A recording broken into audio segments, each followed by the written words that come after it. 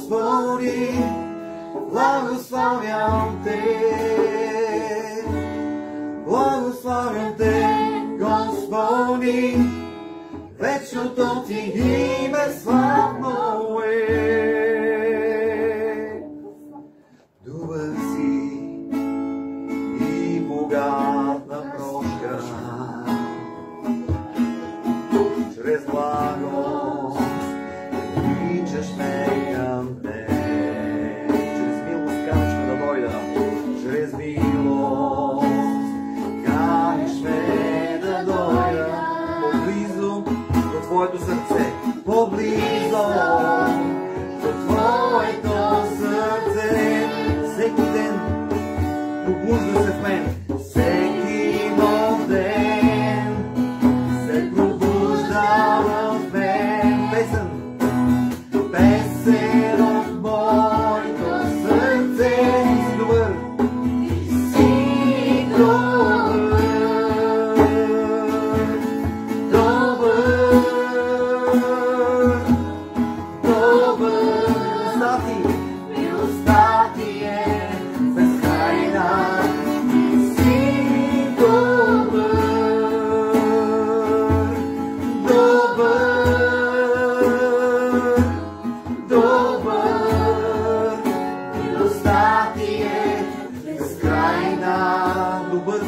безплатна прошка. Добър си и богата прошка. Чрез милост привличаш ме към теб. Чрез милост привличаш ме към теб. Чрез милост казваш ме да дойда. Чрез милост каниш ме да дойда. По-близо до твоето сърце. По-близо до твоето сърце. Всеки нов ден се пробужда в мен песен.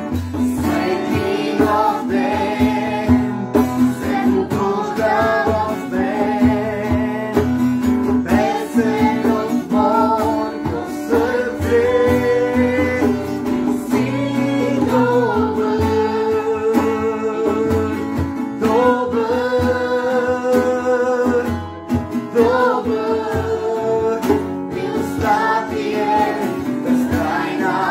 Ти си добър, добър, добър. Милостта ти е безкрайна. Любовта ти е безкрайна в добрината. Любовта ти е безкрайна. Добрината ти е вечна. Милостта ти е безкрайна. Безкрайна. Любовта ти е безкрайна. Любовта ти е безкрайна. Добрината ти е вечна. Любовта ти е безкрайна. Безкрайна. Ти си добър, добър, добър. Милостта ти е безкрайна. Ти си добър, добър, добър. Милостта ти е безкрайна.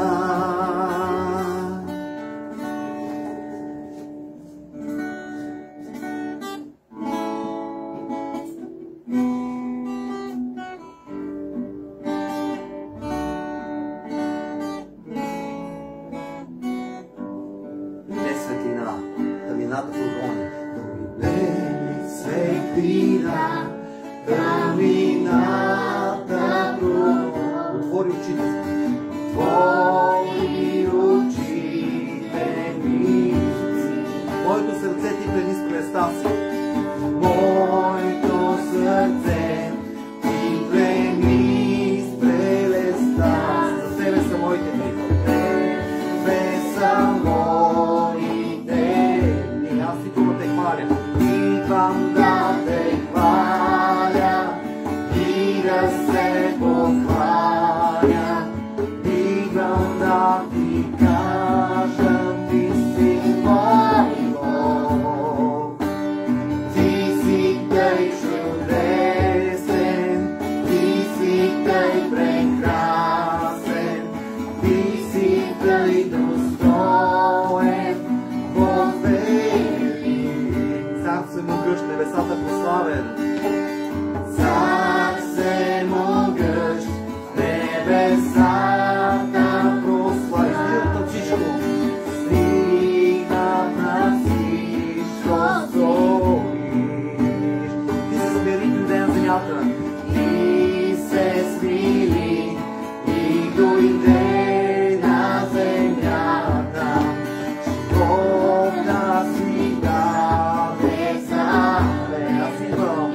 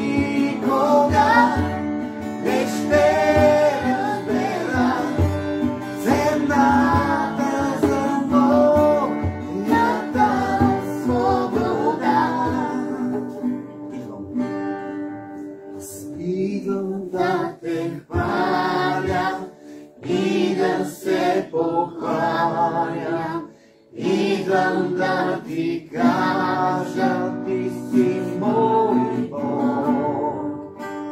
Ти си тъй чудесен, ти си тъй прекрасен, ти си тъй чудесен, Бог велик.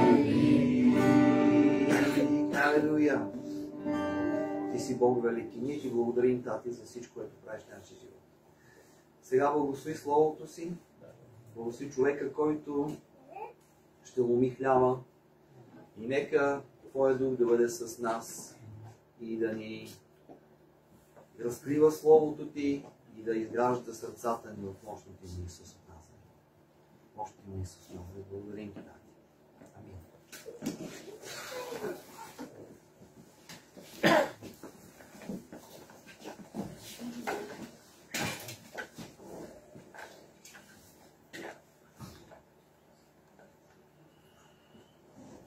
Готови ли сте за Божието Слово?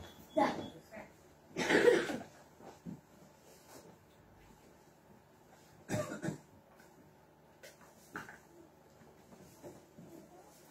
Много се чудех и помях се днес дали да ви проповядвам тази проповед. Но истината е, че трябва да се кажат неща. Истината, да не спестяваме думи от Божието Слово, защото Бог иска да размишляваме това, което е писано в Библията. В Притч 14 глава 21 стих ни се казва: който презира ближния си, се грешава. Тази вечер ще говорим за да презираш брат си.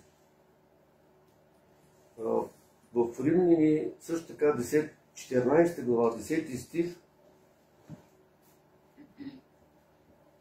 ни се казва: и тъй ти защо съдиш брат си, а пък ти защо презираш брат си?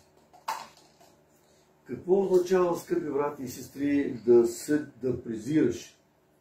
Да презираш е да пренебрегваш някого. Не го зачиташ. Ненавиждаш го. Може би и да го мразим. Отвращавам се. Гонося се от него. Скъпи брати и сестри, тези думи са в Библията. Писано е навсякъде за да мразиш, да се отвращаваш, злоба, гнося се. И в Стария завет, и в Новия завет има тези думи, които са описани. Затова тази вечер искаме да размишляваме за думата да презираш. Дали ние презираме? Как започва да се отвращава, да не зачиташ някого, да мразиш, да пренебрегваш? Откъде започва всичко това? Ами, скъпи брати и сестри, през моя християнски живот видях много неща. Тази вечер ще има много примери, но в библейското училище, когато ходихме, имаше един урок за исляма. И нашия учител не ни препоръчваше да четем Корана, защото Бог ме открил на него, лично на него той да размишлява, за да може да изкара стихчета, за да може да преподава на нас, вярващите. Но аз също така знам, след като преди да съм повярвал, да съм бил християнин, уж мислихме, че сме мюсюлмани и ние не знаехме какви бяхме. Всичко, което ни казва като празник, ние приемахме.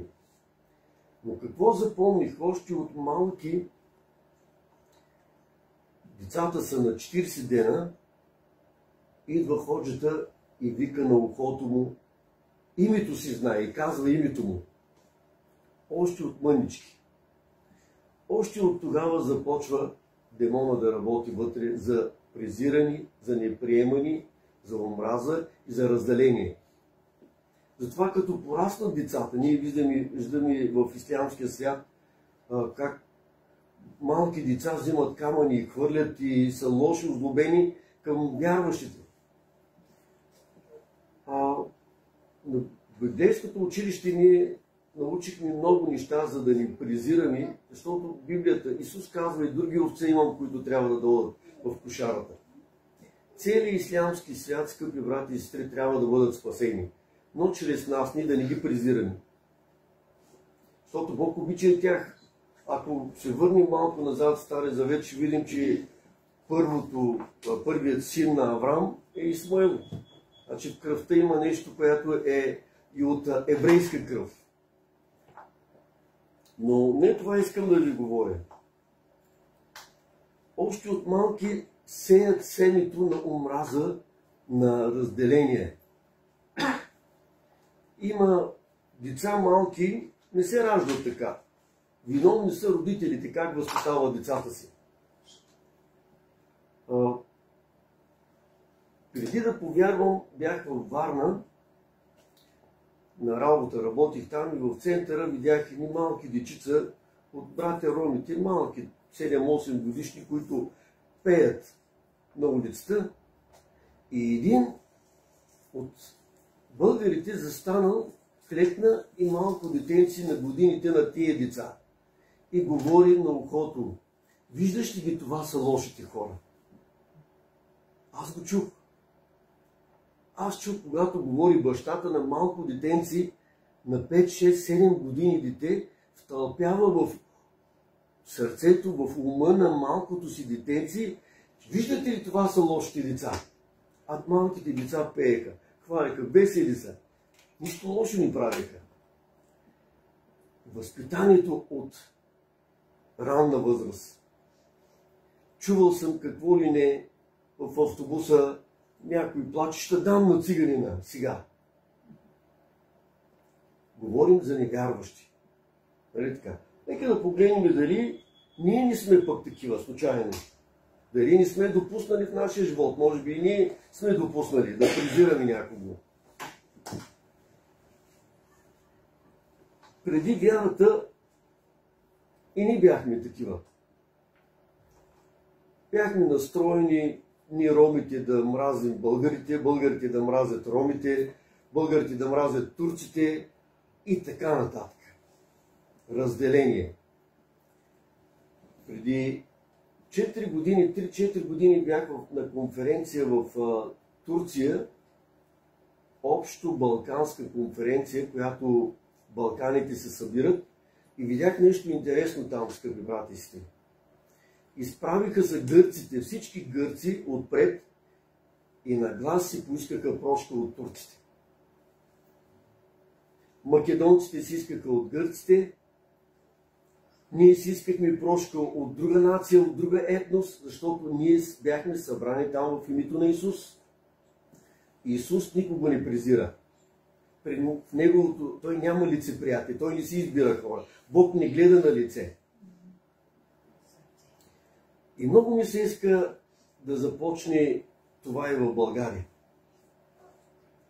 Какви сме били преди, не е важно. Може би и аз съм бил такъв, защото така са ме настройвали.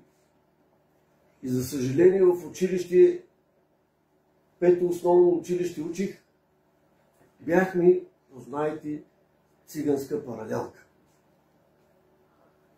Всички роми бяхме на едно място. И от нас изискваха ни да бъдем учени, да нямаме двойки. Как мога аз да нямам двойки, защото моята сестра, по-голямата ми сестра остават и всички бяхме в един клас.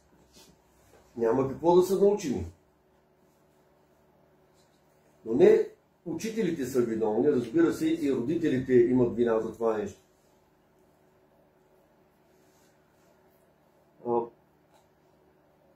Чували сте, нали, не мога да понасям турците, арменците, пък да не говорим за евреите, колко ги мразят, целият свят ги мрази.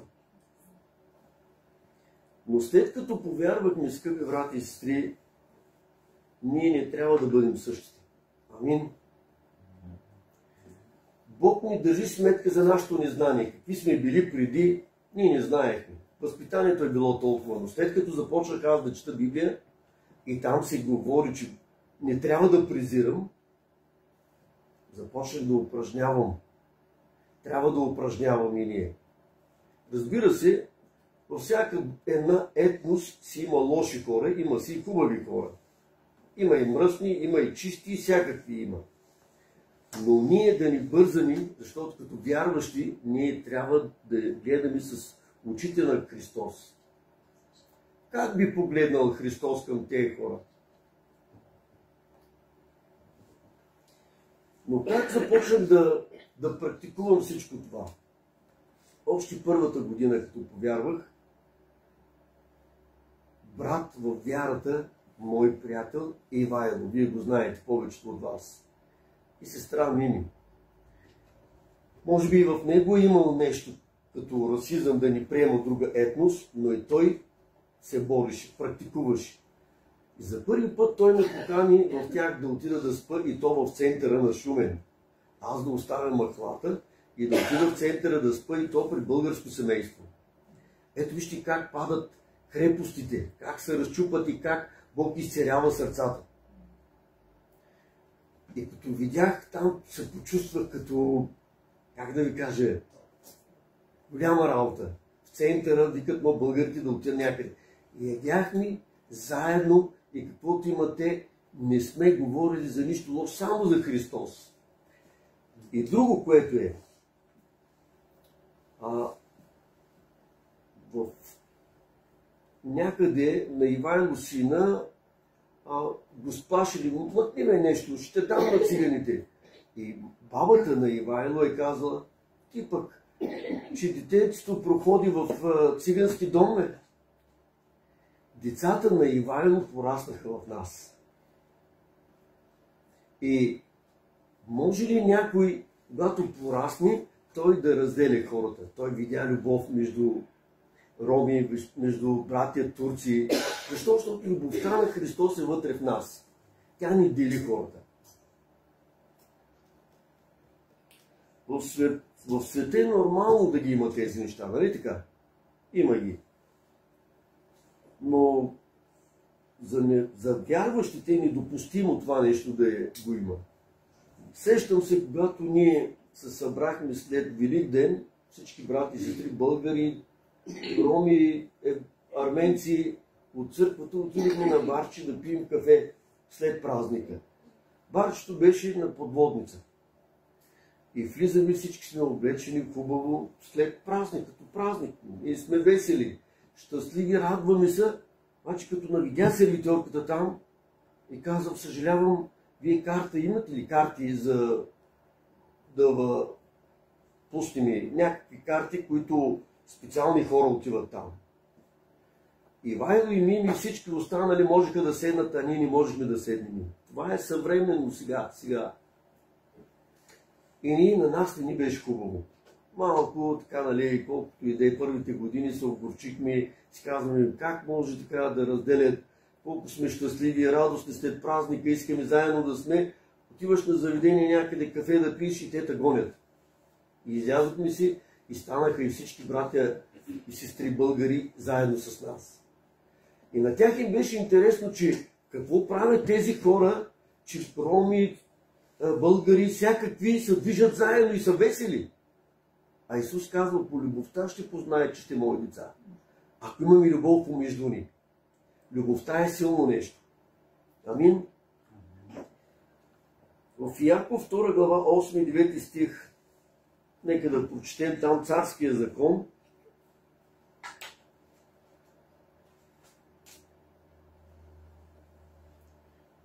Яков 2, 8, 9. Обаче, ако изпълнявате царския закон според писанието да обичаш ближния си както себе си, добре правите. Но ако гледате на лице и грях правите и от закона се осъждате като престъпници. Това е царски закон, скъпи брати и сестри. Ние трябва да се стремим и да работим върху това нещо.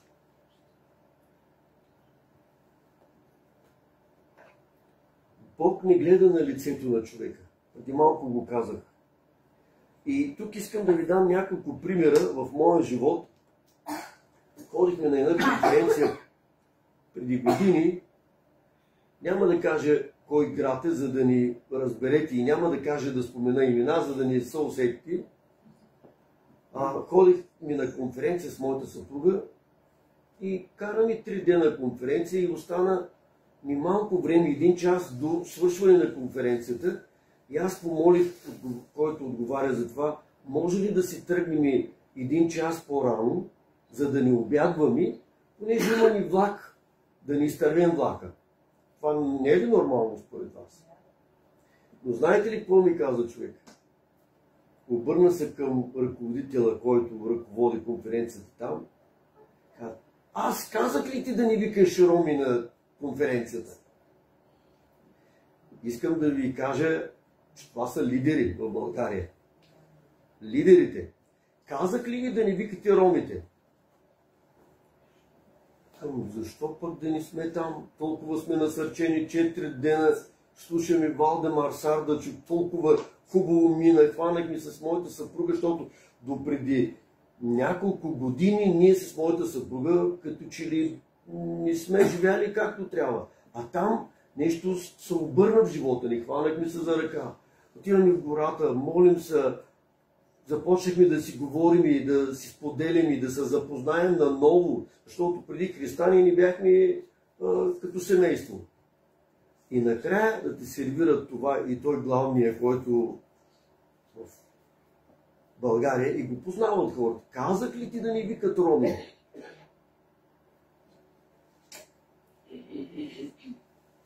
Още един пример ще ви кажа. Това, което ви казвам, аз съм го преживял. Пример на едно посещение на църква. Така събрахме се и по време на хваление гледаме църквата пълна. Отглеждам се така, търсим и някои от нашите братя. Няма такива. И моята съпруга попита една сестра: ами няма ли тук братя роми между вас? Тук в...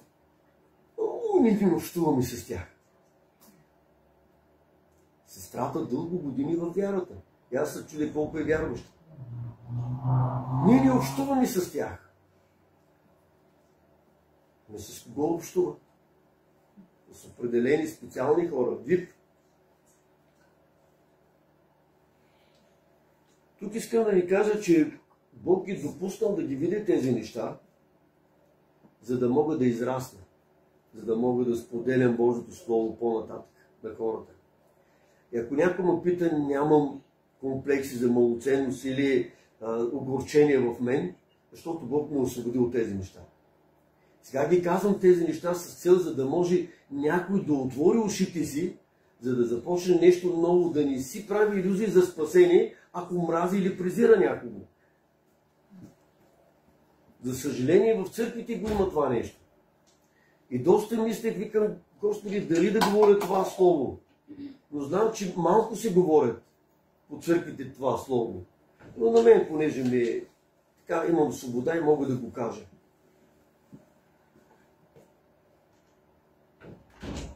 Аз просто съжалявам тези хора. Защо? Защото години наред, от 15-20 години ходят на църква и те не че не са мръднали или да седят на едно място, ами те се върнаха назад. Мога да кажа, те не са в вярата. Не знаят основния закон, не знаят царския закон, не знаят Христовия закон. Кой е? Четат Божието Слово, но се избират хора с кого да дружат.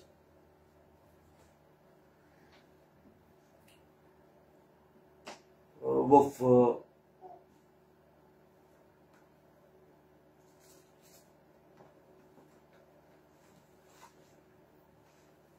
много е малък и падат ми. В първото послание, 2 глава, от 9 стих, нека да прочетем.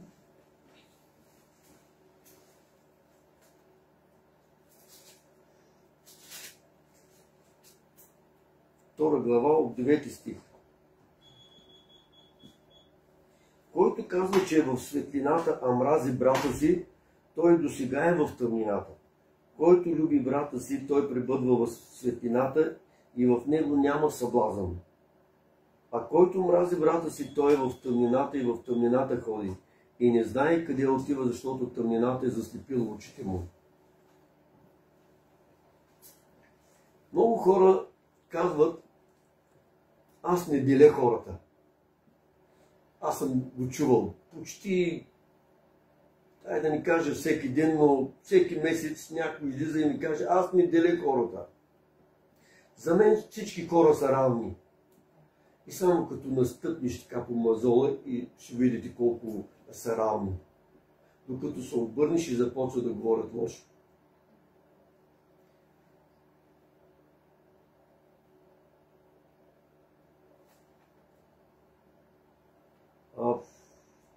В Матея 5 глава 46 и 47 стих ни се казва: защото ако обичате само онези, които обичат вас, каква награда ви се пада? И ако поздравявате само братята си, какво особено правите? Не правите това езичниците. Ние днеска си избираме хора, с кого се пасвам, общ език да имам. Да, но в църквата има различия има. В църквата би трябвало да практикуваме нашата любов, нашата вяра, нашето приемане. Понякога Бог праща да седнеш там на стола и до тебе ще седне някой, когато ти не си харесвал, не измествай, не ставай от мястото си. Седни до край до него, благослови този човек. Слава на Бога, че Бог праща такива хора, за да можем да упражняваме и ние вярата си, за да бъдем изпълнители на Словото. А не само да се имаме вярващи в думи. И след това казва Божието Слово в първо послание Йоан 3 глава 18 стих: дечица да ни любим с думи или с език, а с дело и в действителност. Трябва да практикуваме. Не са толкова лоши хората. Ние знаем кой стои зад тях. Дявол е този, който разделя и владее. Но ние трябва да се противим на тия неща, скъпи брати и сестри. Ако искаме да видим Божието лице, трябва да изпълним заповедите му.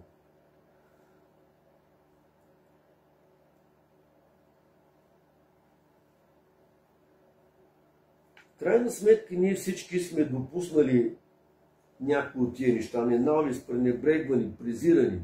Може би преди, може и сега ги допускаме. Добрата новина е, че можем да се покаем. В 1 Йоанна, 1 глава, 9 стих ни се казва: и тъй изповядайте греховете си, и Бог е верен и праведен да ни прости греховете и да ни очисти от всяка неправда.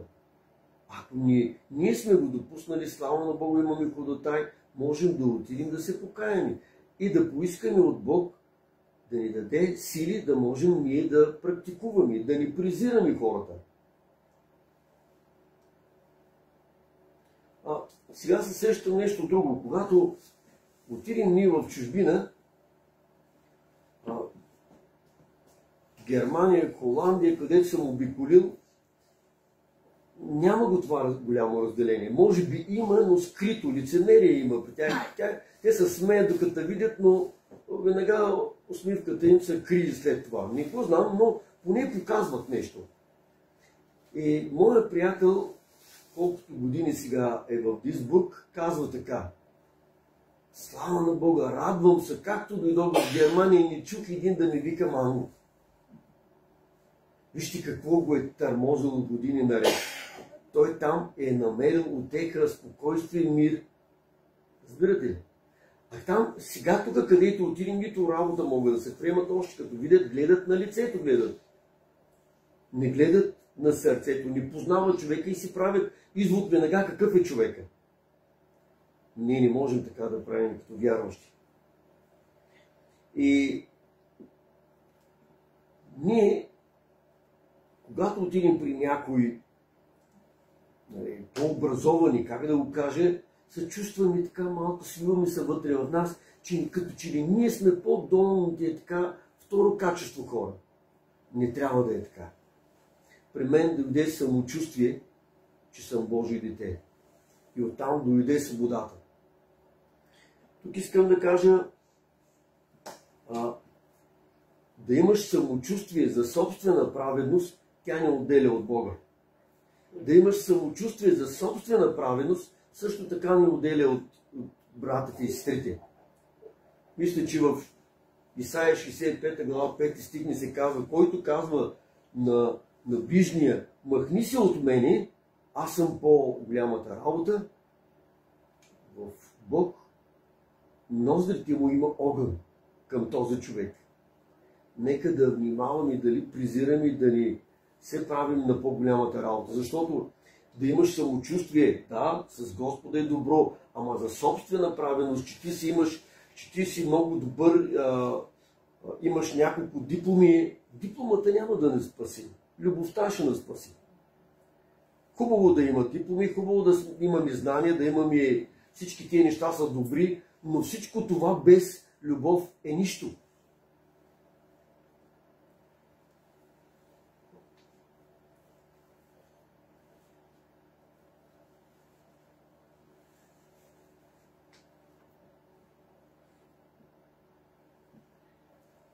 В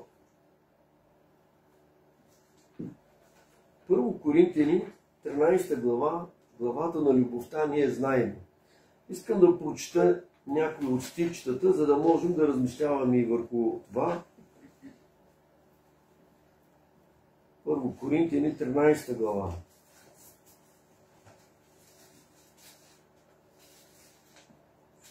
Ако говоря с човешки и ангелски езици, дори да проповядвам хубаво, а любов нямам, аз съм станал мед, чинели, що дрънкат, аларма. Ако нямам любов, може да сме много добри, но в основата е любовта. По-надолу искам да спра вашето внимание. Любовта дълго търпи, започва с дълго търпи. Ние търпим ли хората около нас? Може и да дойдат такива лоши хора, може да има всякакви хора, но ние не трябва да се дразним, не трябва да се гневим, не трябва да ги презираме, не трябва да ги мразим. А трябва да сме дълго търпеливи. Винаги трябва да се сетим Господ Исус Христос как ще постъпи в тази ситуация. Има много примери за самарянката, има много примери, които бяха презирани, но Бог ги приемаше, Бог ги обича. Започва с любовта, дълго търпи. Започва.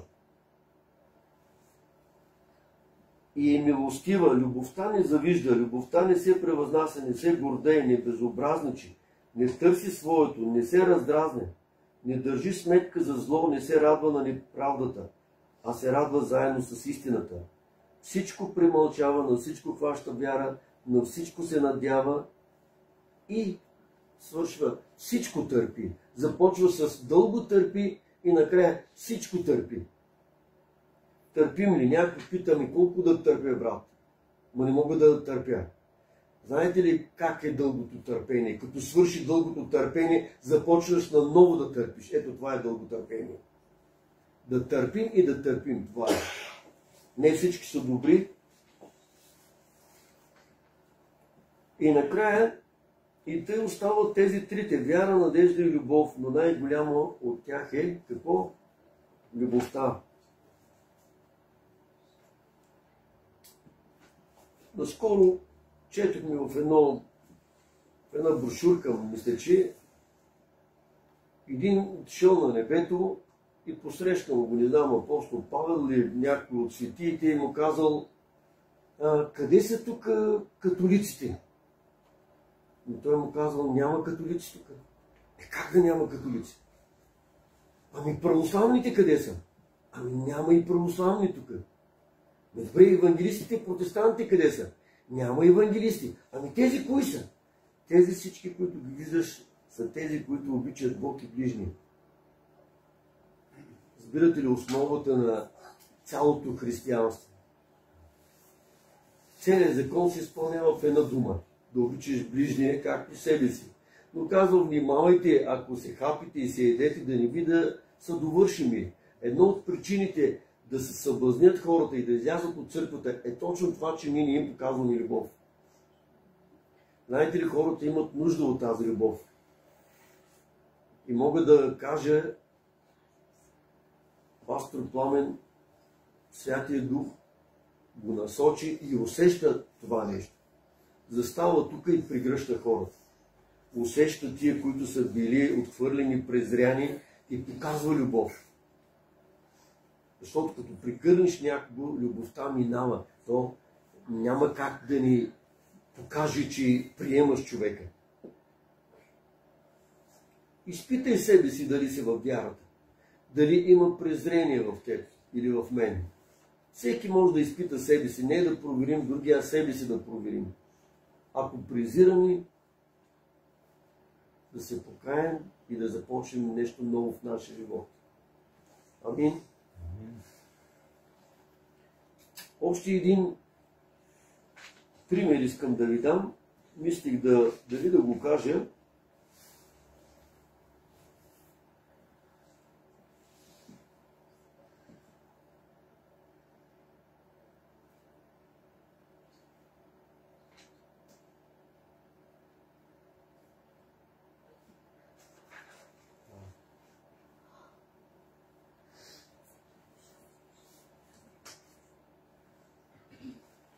Казахме, всеки, който мрази ближния, е човекоубиец. В нито един човекоубиец не пребъдва вечен живот. Един вярващ отишъл, попитал Божий служител, пита го: ти приемаш ли ма? Божия служител отговори: не те приемам. А и двамата са вярващи. Попитал го пред живия Бог, пред ангели небесни, пред духовния съвет: ти мразиш ли ма? Знаете ли какво отговори Божия служител? Не те мразя, ма и не те обичам. Това са примери, Божи служители, които отговарят така. И вие ми кажете, къде пътуваме ние? На къде сме ние? Вместо ние да видим пример от Божите служители, за да видим как обичат, а той да каже: не те мразя, ма и не те обичам. Средно положение няма. Или си пада, или пада в рая. Няма средно положение. Но, пак казвам, за съжаление, има много такива вярващи. Има вярващи, но можем ние да се покаем, скъпи брати и сестри, да не стоим в това състояние, защото много е опасно. Ти мислиш, че си много добре, но всъщност, като не приемаш хората, като ги презираш и си избираш с кого да дружиш, може, който мисли, че стои, може да падне. Да внимава да не би да падне. С това трябва да работим върху себе си. Нека да бъдем честни, прозрачни, защото Бог вижда. Да отида да му каже: Господи, ти знаеш, познаваш моето сърце, наистина аз презирах до сега. Като почнат да говорят сега по църквите за турци, за Путин, за Зеленски, настръхват им косите. Абе, хора, не сме за това ние да съдим и да презираме. Невинни хора умират. Ние като вярващи трябва да се молим.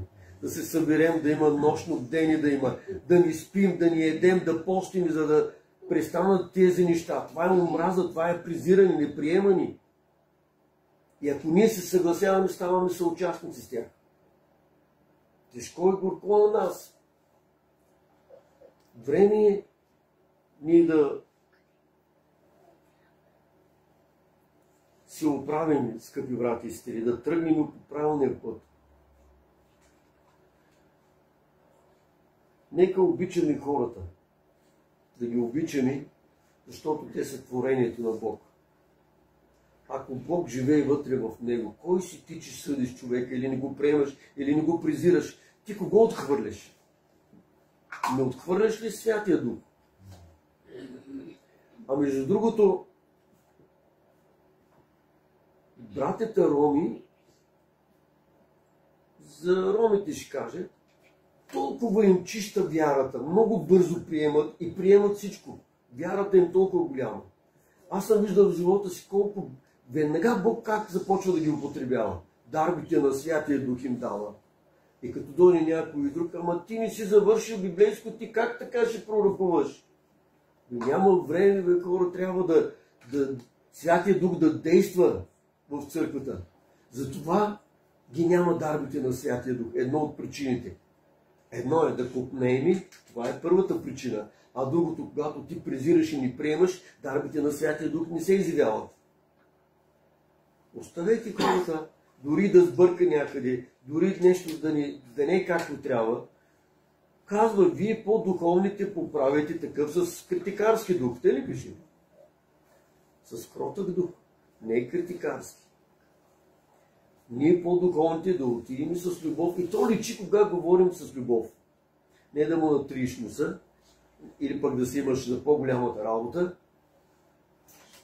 Защото ако вярваш, особено ако вярваш, ние сме едно семейство. Когато се прибираме тази вечер, всички се прибират в домовете си, при близките си. Ти презираш ли ги? Отхвърляш ли ги? Мразиш ли ги? Не, дори да бъркат и някъде нещо да са сбъркали, те са твое семейство, ти ги приемаш. А ние сме голямото семейство християни в град Шумен, в България. И ако ние имаме любов, хората ще видят и те без да проповядваме, те ще повярват. Амин. Не презирай, брат си.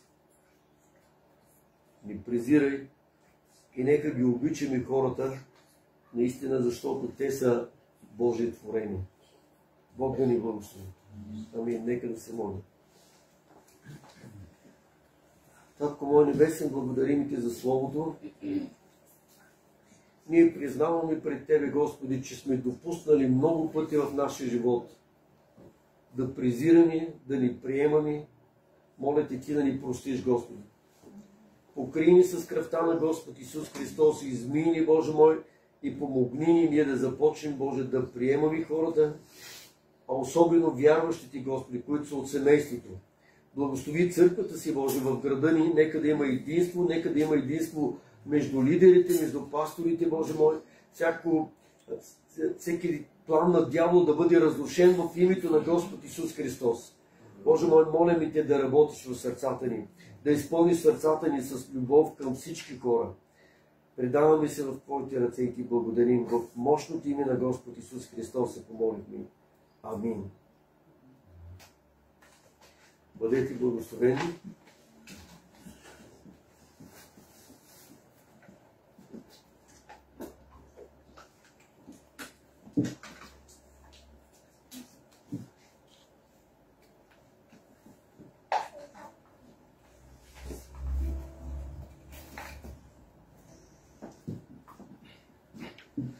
Благодарим на брата, който ни послужи. Смятам, че идват тези неща постоянно до нас и ние трябва да бъдем внимателни. Така казва брата, да проявяваме Божията любов и да се стремим да служим изцяло на Господа и да бъдем със сърца. Пред Бога ние всички сме равни и наистина обичайки, както обичам себе си, така да обичаме братя и сестрите и да изявяваме Божията любов. Защото за всяко едно действие ние ще отговаряме пред Бога. И затова, бидейки искрени и чисти пред Бога, ние така ще бъдем чисти и сред нашите брати и сестри. Благодарим Ти, брат. Искам да завърша с песента Исус Христос е Господ. Пред Господа няма значение дали живеем в Африка, дали живеем в някакъв остров, няма никакво значение. Ние сме едно семейство. Исус Христос е Господ. На цялата земя, Той върне всичко, върне вечността. Исус Христос е царя на всичките царе. Той е господаря на господарите. Той е праведен и истинен. Той е милостив и търпелив. Той е първия и последния. Той е Господ и живия Бог. Ти си вечния Спасител. Ти си моя път по синята. Ти си река, течаща в мене. Ти си моя светлина.